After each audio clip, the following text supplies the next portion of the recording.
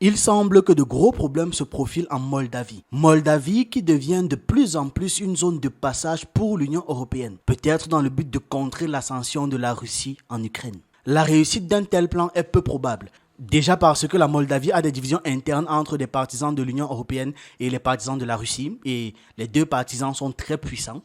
Actuellement, les forces militaires américaines sont déployées en Moldavie aux côtés des troupes roumaines officiellement pour participer, d'après ce qu'ils disent, à un exercice militaire nommé JCET 2024, Joint Command Exchange Training. Cette opération a débuté le 1er avril et devrait se poursuivre jusqu'au 19 avril. Selon un communiqué du ministre moldave de la Défense, l'objectif de l'exercice est l'entraînement conjoint et l'échange d'expériences entre les forces spéciales moldaves, roumaines et américaines, ainsi que d'augmenter le niveau d'interopérabilité entre les contingents principaux. Des représentants du service de protection et de sécurité de l'État moldave et des forces spéciales de Pantera participeront également à l'événement de cette année. Alors, ces exercices ne sont pas nouveaux, mais ils révèlent une urgence en raison de l'évolution de la situation en Ukraine voisine. Les États-Unis soutiennent ce qu'ils nomment le dialogue stratégique entre la Moldavie et leur pays qui se déroule en Chisinau, la capitale moldave. Cette discussion porte principalement sur les domaines suivants. La coopération, y compris les réformes du secteur de la justice et de la lutte contre la corruption, les droits de l'homme, la promotion d'un environnement médiatique pluraliste et politique médiatique respectueuse des droits pour lutter contre la désinformation, la diversification et la résilience énergétique, la modernisation et la transformation de la défense, la protection civile, la gestion des frontières, la cybersécurité, la lutte contre les menaces transfrontalières, la lutte contre le trafic illicite d'armes et de munitions, la lutte contre la prolifération d'armes de destruction massive et des matières connexes, répondre aux besoins des réfugiés et resserrer les liens entre les peuples. Perso, je trouve très drôle qu'on appelle les États-Unis pour faire ça. Ils ne font rien de tout ce qui est cité là. On appelle les États-Unis dans les domaines qu'ils ne comprennent même pas. Les États-Unis et droits de l'homme dans la même phrase. Bravo les Moldaves. Visiblement, vous ne voulez pas apprendre de l'histoire des États-Unis du 20e et du 21e siècle. Ou alors vous avez effacé ça comme ça. Près de 320 millions de dollars d'aide économique, sécuritaire et humanitaire ont été débloqués par les États-Unis pour soutenir la Moldavie, bien évidemment. Cette assistance inclut notamment une subvention budgétaire non remboursable de 30 millions de dollars octroyée en décembre 2022 pour l'achat d'électricité. Selon le département d'État américain, les États-Unis, en collaboration avec le Congrès, prévoient également de débloquer 300 millions de dollars supplémentaires, donc ça va faire 600 millions déjà, pour l'aide énergétique en Moldavie afin de répondre aux besoins urgents créés par la guerre d'agression de la Russie contre l'Ukraine et renforcer la résilience et la sécurité énergétique de la Moldavie, y compris 80 millions de dollars supplémentaires encore de soutien budgétaire pour faire face aux coûts de l'énergie et de l'électricité. L'objectif de protection et de sécurité de l'État, qui est distinct de l'armée moldave, est de protéger les hauts fonctionnaires. Officiellement, la Moldavie est censée être un pays neutre. Officiellement. Il est donc question, bien évidemment pour l'OTAN, de modifier sa constitution pour lui permettre de rejoindre l'alliance militaire et éventuellement d'adhérer à l'OTAN. L'entraînement conjoint avec les pays étrangers comme les États-Unis et la Roumanie semble violer les dispositions actuelles de neutralité constitutionnelle de la Moldavie. La Roumanie exprime son désir de renforcer, comme par hasard, ses liens militaires avec la Moldavie. Ouais, c'est venu d'un coup. Une législation est en cours d'élaboration en Roumanie afin de lui permettre d'intervenir à l'extérieur de ses frontières. Ces actions ne se limiteraient pas seulement aux forces armées, mais pourraient également impliquer d'autres formes d'intervention pour contrer les menaces hybrides, par exemple. La nouvelle loi se concentre particulièrement sur la Moldavie et l'Ukraine. La Roumanie fournit 80 à 90% de l'énergie de la Moldavie. Elle a construit un gazoduc reliant Chisinau à la Roumanie financé en grande partie par des subventions des prêts de la communauté européenne. La Moldavie ne reçoit plus de gaz de Russie. Selon les sources roumaines, il y a 600 000 citoyens roumains en Moldavie, la plupart avec une citoyenneté hybride. La Roumanie prétend donc se positionner pour protéger ses citoyens moldaves en cas de conflit. Juste après l'Ukraine, la Moldavie se classe comme le deuxième pays le plus pauvre d'Europe. Le territoire moldave se trouve entre le Dniestre et le Plout, la région autrefois connue sous le nom de Bessarabie. La majorité de la population est orthodoxe orientale. Il y a eu un moment dans l'histoire où il y avait une communauté juive importante et florissante dans le pays. Chisinau, la capitale moldave, était juive à 46%. notamment donc la Bessarabie, la Bukovine et la Transnistrie. On dit que, outre l'Allemagne, la Roumanie se classe en premier rang dans les acteurs de l'Holocauste. L'Holocauste nazi, pour ceux qui n'ont pas eu la référence tout de suite.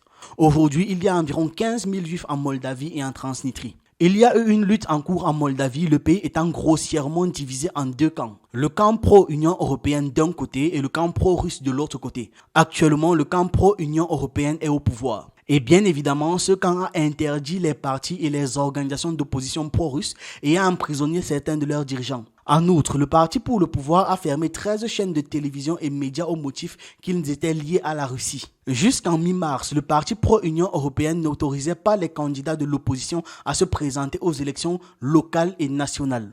La Transnistrie est une région séparatiste qui a son propre gouvernement et sa propre armée. Elle se retrouve sur la rive orientale de la rivière Dniestr avec sa capitale Tiraspol.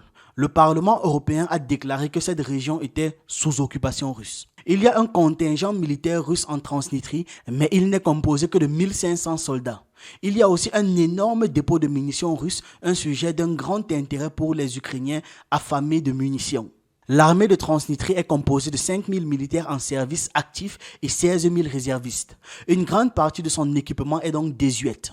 Pour que les troupes étrangères donc puissent opérer de la Moldavie vers l'Ukraine, il faudra soit prendre le contrôle de la Transnistrie, soit envoyer des forces militaires en Gagaouzie, ce qui déclencherait donc probablement une très forte guerre civile. La Moldavie en elle-même n'a pas d'importance stratégique. C'était l'Ukraine vraiment le cœur du plan de l'OTAN. Cependant, il pourrait s'agir d'une zone de transit et d'un point de départ pour une stratégie visant donc la ville d'Odessa dans le sud de l'Ukraine et peut-être la Crimée annexée par la Russie. Donc, ils font de la Moldavie en fait un point de départ pour attaquer la Russie. En Europe, il semble qu'un plan de contingence, une sorte de plan B, soit en cours d'élaboration. En d'autres termes, l'Europe est en train de préparer les actions à entreprendre si l'armée ukrainienne venait donc à s'effondrer. De plus en plus de spécialistes européens et certains responsables estiment que le statut d'entité indépendante de l'Ukraine pourrait toucher à sa fin. Les responsables russes alimentent le dialogue en exprimant leur désir d'établir une vaste zone tampon englobant les territoires ukrainiens, agissant ainsi comme une barrière de sécurité pour empêcher l'OTAN de menacer les intérêts russes. En cas de réalisation des mauvaises prédictions du conflit, une Ukraine future pourrait se voir amputée d'une partie de son territoire avec une zone annexée par la Russie, un gouvernement pro-russe à Kiev, une zone tampon établie et une partie de l'ouest de l'Ukraine potentiellement sous le contrôle de la Pologne, voire partagée avec certains de ses voisins. Oui, vous l'avez compris, c'est la mauvaise réalisation pour l'OTAN. L'OTAN donc, en prédiction de ça, cherche à établir un équilibre face à une victoire russe, ce qui est très fort probable. En plus de soutenir le retour de Lviv, une ville ukrainienne, à la Pologne, cela pourrait impliquer une tentative de protéger Odessa et éventuellement de remettre en question la souveraineté de la Crimée que les Russes considèrent comme un territoire vital pour leur sécurité et d'une importance historique majeure. La Moldavie émerge donc comme une potentielle zone de transit, ce qui semble être une stratégie émergente et visiblement le début du plan B de l'OTAN. Cependant, l'utilisation de la Moldavie une fois de plus à cette fin pose plusieurs problèmes. La politique de la Moldavie est extrêmement instable. Et si les Russes intensifient réellement leurs efforts dans ce pays, le camp pro-Union européenne pourrait rapidement être effacé. Ce qui va définitivement exclure la Moldavie en tant que pivot de l'Union européenne. En alternative, l'Union européenne via la Roumanie et d'autres acteurs pourrait envisager d'envoyer des troupes pour sécuriser le régime pro-européen actuellement en place, ce qui risquerait donc d'entraîner un conflit interne et violent. Une bonne grosse guerre civile comme d'habitude, comme ils aiment. On termine la vidéo avec quelques actualités en Afrique. Au Cameroun, la FECAFOOT de Samuel Eto'o conteste la nomination du nouveau sélectionneur des Lions indomptables. Le patron de la fédération refuse de valider la nomination du Belge Marc Brice au poste d'entraîneur car cela relève de ses prérogatives. Le 2 avril, l'instance a exprimé son mécontentement, déclarant avoir appris la nomination du successeur de Rigobert Song à la télévision, tout comme l'ensemble des autres Camerounais. Donc, il n'était pas prévu à l'avance. Dans un communiqué publié le 3 avril, elle a confirmé sa décision de ne pas reconnaître ces nominations. Plusieurs personnalités nommées pour rejoindre l'encadrement de la sélection entretiennent des relations tendues avec Samuel Eto'o. La FECAFOOT invoque un décret présidentiel pour justifier sa position. La fermeté de l'instance a suscité une réaction du ministre des Sports. Cyril Tolo, conseiller technique, a contesté les arguments de la FECAFOOT, précisant que celle-ci avait transmis des dossiers de candidature au ministère. Autre actualité, l'ancien premier ministre sénégalais et candidat à la présidentielle, Mohamed Boun Abdallah Dionne, est décédé à Paris selon les médias.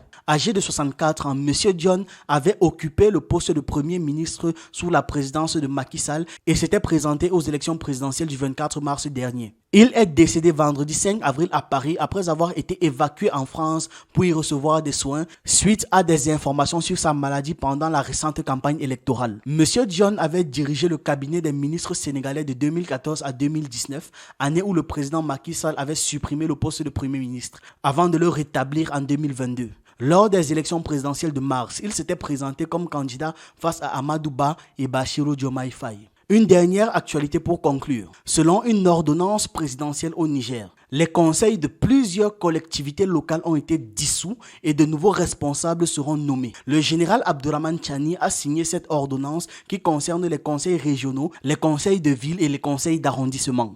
Il est également rapporté que le maire de Niamey, Oumarou Dogari, pourrait être remplacé par un colonel de l'armée. Personne n'a sa place assurée. C'était tout pour cette vidéo, on se retrouve une prochaine fois. Pour les nouveaux sur cette chaîne, on parle de culture africaine, d'histoire, d'actualité et on s'édifie sur un ensemble de choses qui nous permettent d'anticiper et d'être prêts à toute éventualité. Je vous encourage donc à regarder nos anciennes vidéos, on a plus de 400 thèmes déjà traités et si vous voulez plus de contenu, vous pouvez vous abonner à nos autres chaînes YouTube en fonction de vos centres d'intérêt. Sur Ekima, on parle d'économie et de sciences humaines. Sur Hassani, on parle de jeux vidéo et de divertissement. Si ça vous intéresse, les liens sont en description.